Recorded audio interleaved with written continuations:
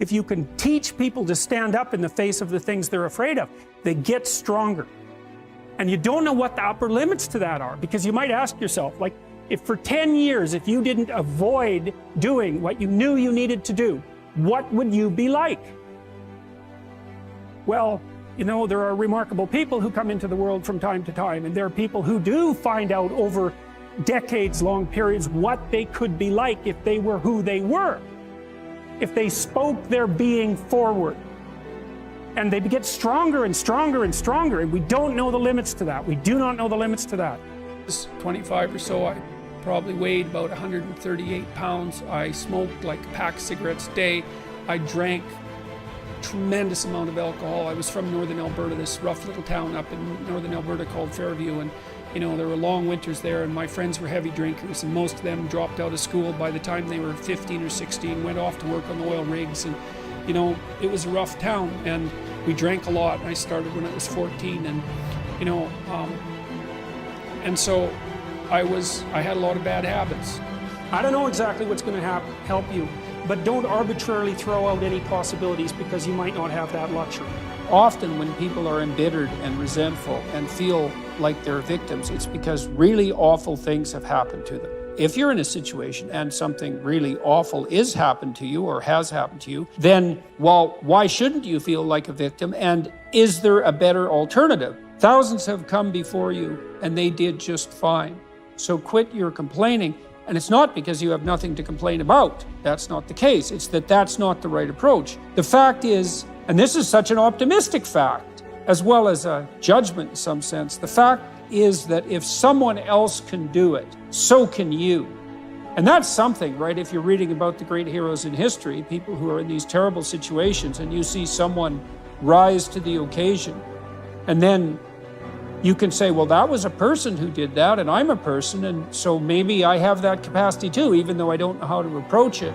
You're not in competition with anybody but yourself. A lot of people can give up. It's easy to give up. It's the easiest thing in the world to do. I'm done. I ain't going. Oh, yeah. I ain't gonna keep going. Yeah, I don't feel like going to work. I'm done. Yeah, man. It's easy. It's very easy. But what's hard is going, yo, yesterday I got nothing from working as hard as I could. Nothing happened from that.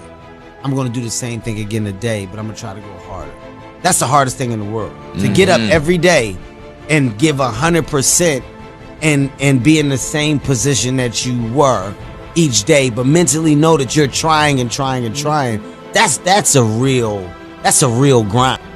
Today it all stops. Today you stop believing that success is unachievable.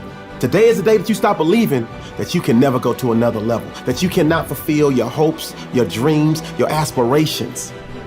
You have a gift to share with the world. That's a fact. You just haven't tapped into it yet. I know. You get a lot of failures, a lot of heartbreaks, a lot of misery, a lot of pain. Don't you even think about quitting. Don't you even think about giving up. When you feel like giving up, don't. When you thinking about giving up, don't. When it look like you ain't gonna make it, keep going. When they tell you you can't, come on, man, who are they? When they tell you to put all your stuff back on your desk, don't do that, man. Don't do that. When they tell you you're not funny, you're not gonna make it, don't believe them. You got to be relentless. So you never give up on your dream. You give up on what's stopping you from achieving it. Love this quote. It says, if you don't build your own dream, someone else will hire you to help them build theirs. You have so much to give, but you don't believe in your heart of hearts that you can do it. You don't believe inside, deep down inside, that you can win, that you can go to another level, that you can uplift from your soul and give every ounce of your being and become the champion and become the winner and become great and go to the next level that awaits you. Someone's gonna get the candy in life.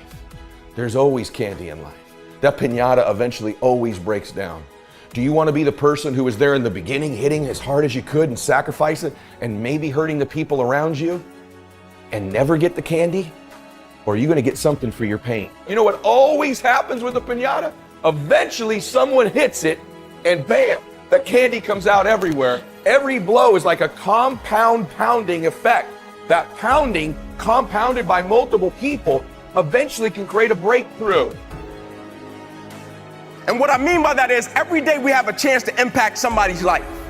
Right? And I firmly believe with the things we're part of and the things we do, we all have to have a purpose that's a lot greater than ourselves. So when we hit things that we don't understand and that brings us a certain level of discomfort and that hurts us and we just can't pull the grips on it, when we have to encounter things like that, we have to step back and we have to figure out, how can I use it? And a lot of times as people, like naturally people are selfish. Right? And what I mean by that is they approach situations and they say, what can I extract from this situation and how can it benefit me? But the moment an individual shifts their perspective and shift their mentality and shift their attitude from me to we, that is the moment an individual becomes literally dangerous. You can be world class, you can fit in with the world, you don't get to do both. If you want to have the results only 5% of the population has, you've got to be willing to think and behave like only 5% of the population.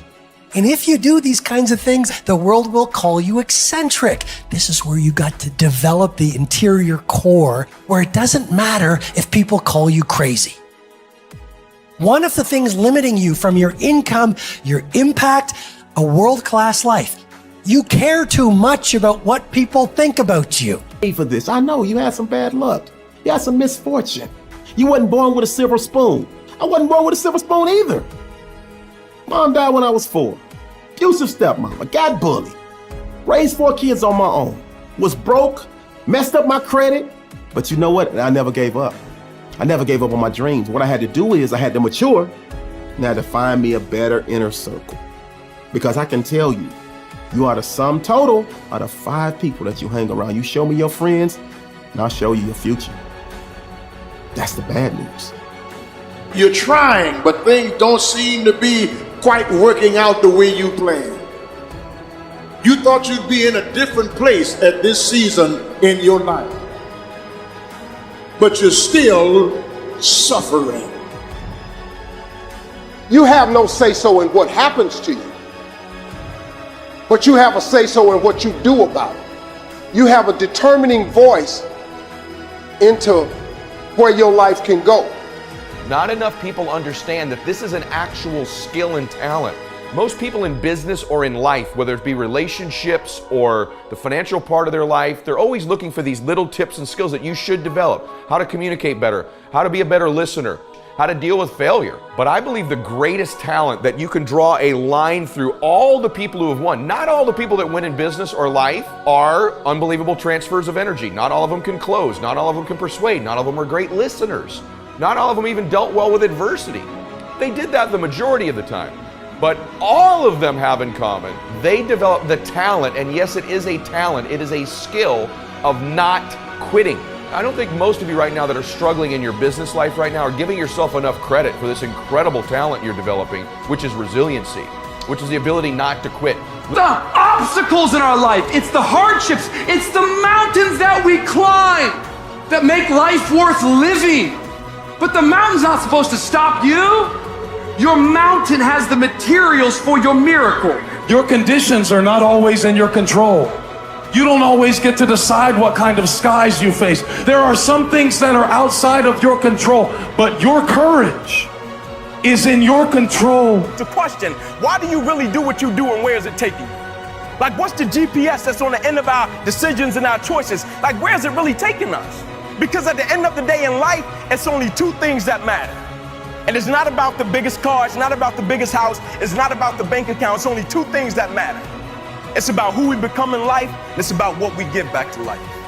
And I don't know about you, but every single day I'm blessed to be above ground.